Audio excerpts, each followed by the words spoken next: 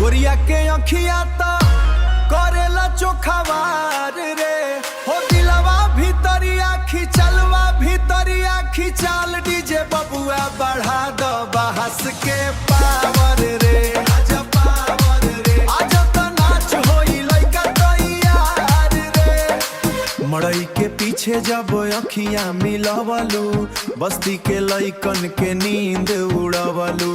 खेत खलिहान सब छोड़ के अइली देसी मिजाज में रंग जमैली लाठी उठा के भौकाल दिखा द गाँव के बीच में धुआं उड़ा द गोरिया के अखिया तो करेला चोखावार रे हो दिलवा भीतरिया खिचलवा तौन दे चाल डीजे बबुआ बढ़ा दो बहस के पावर रे आजा पावर रे आजा तो नाच होई लइका तैयार रे। चैके दोपहरी जस देहिया तपे सारा जवार तोरे नाम के जपे कमरिया लचका के जब तू हिलवलू बबुआ के मनवा में आग लगवलू साहे साहे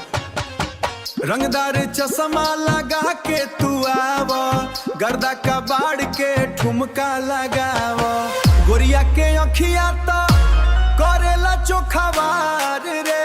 हो दिलवा भीतरिया खिचलवा भीतरिया खिचाल डीजे बबुआ बढ़ा दो बहस के पावर